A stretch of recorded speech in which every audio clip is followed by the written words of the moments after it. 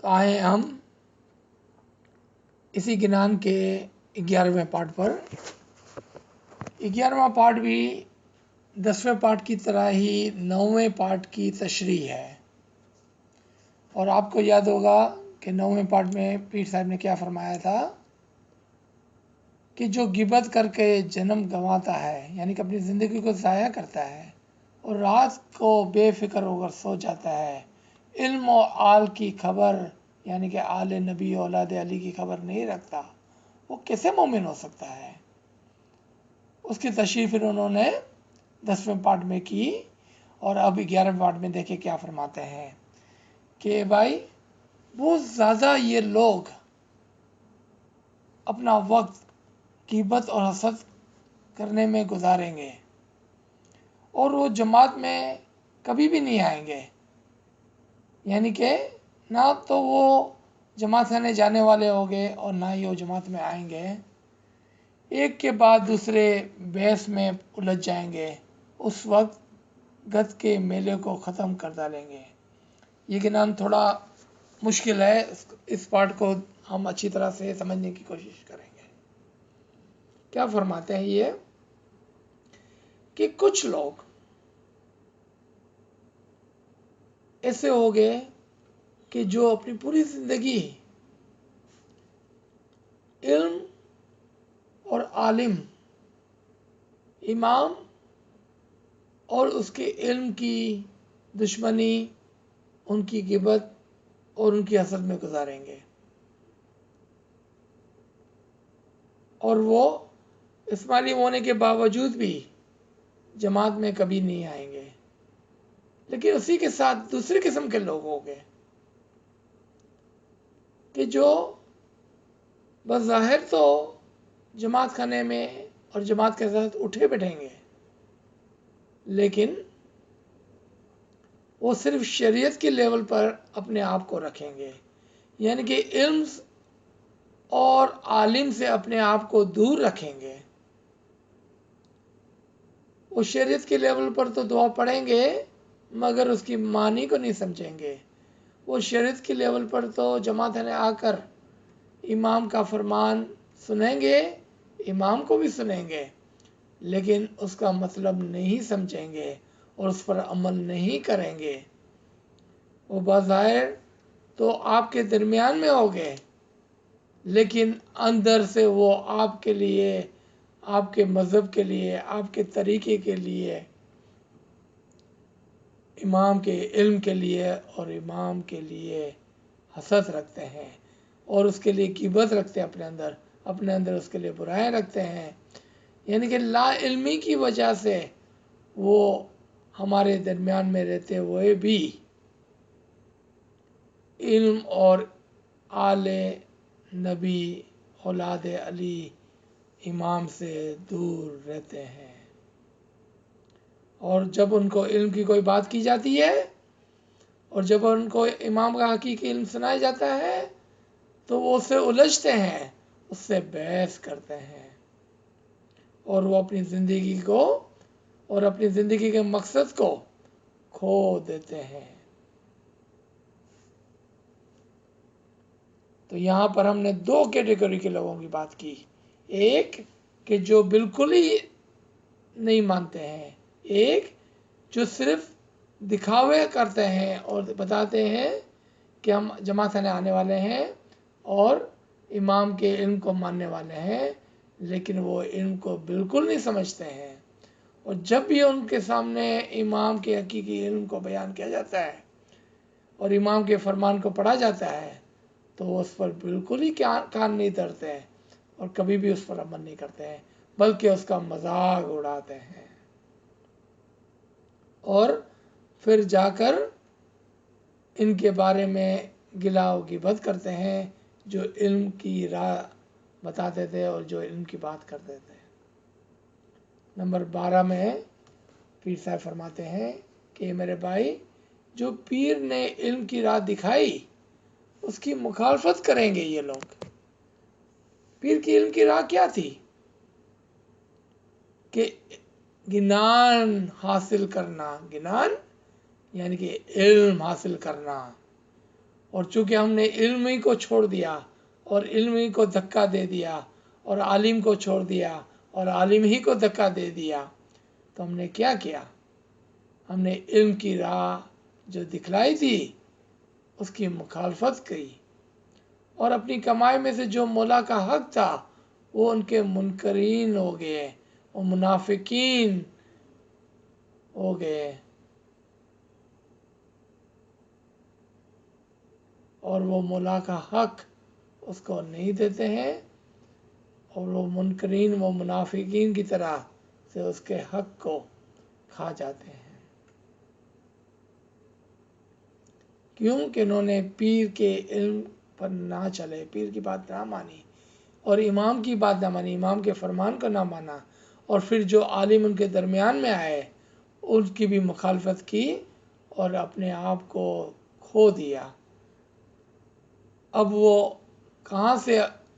کوئی کمائی کرتے کہ جو مولا کو دیتے؟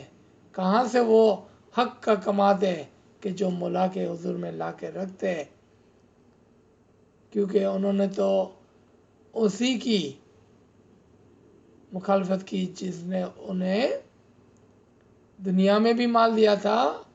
اور علم سے بھی مال دیا تھا اور عبادت سے بھی مال دیا تھا، یعنی کہ تینوں قسم کے مال کی زکوٰۃ کو وہ کھا جاتے ہیں،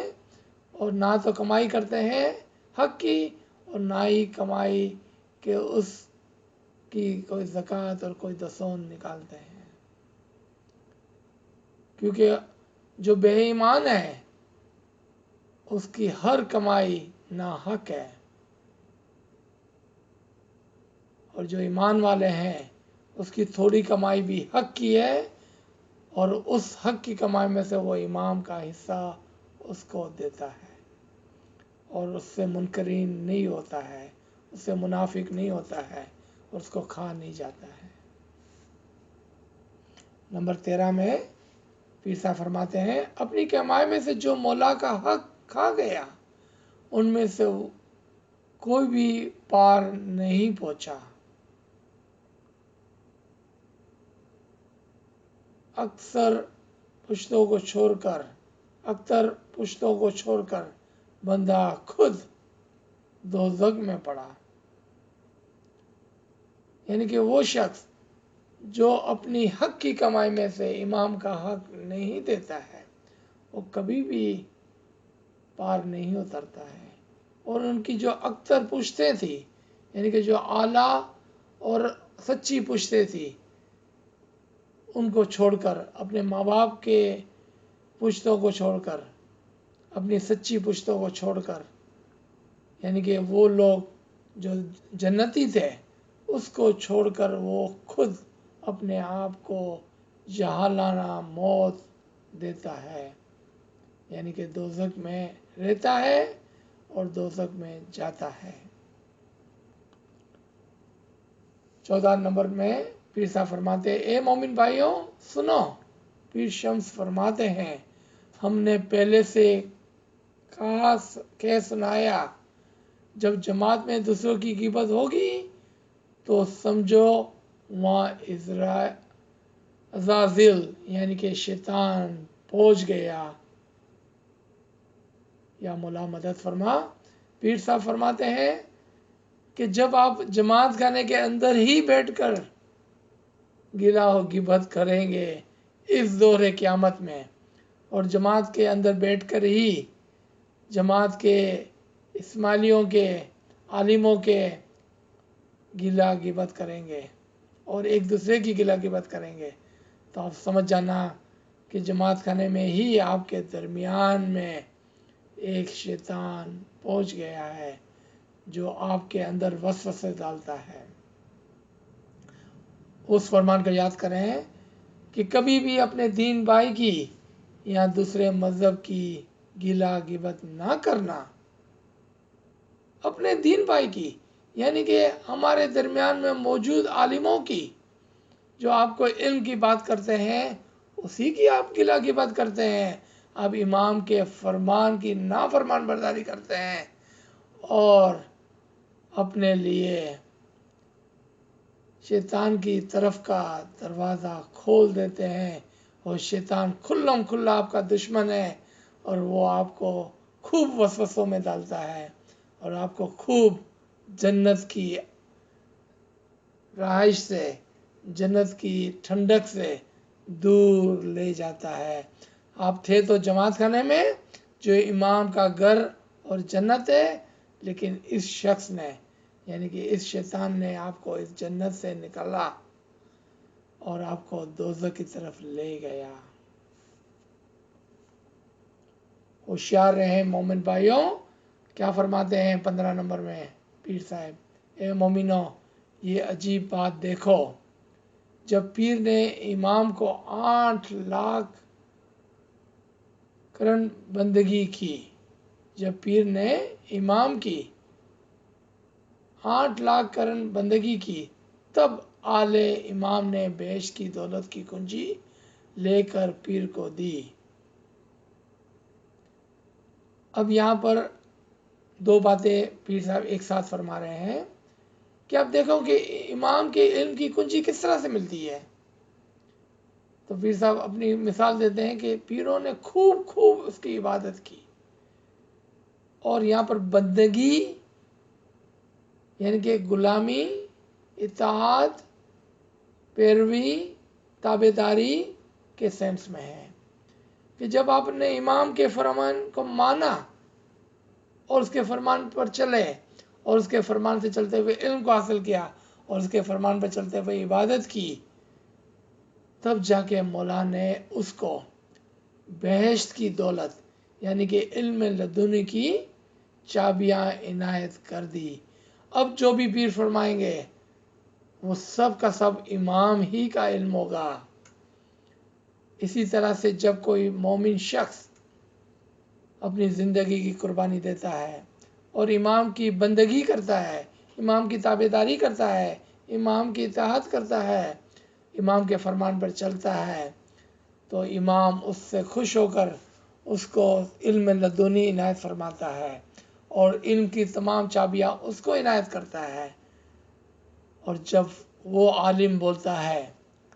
तो वो इमाम ही का इल्म आप तक पहुँचाता है और आपके लिए बयान करता है। यहाँ पर हम 15 नंबर पर ब्रेक लेंगे, इंशाल्लाह दूसरे पार्ट को करने की कोशिश करेंगे।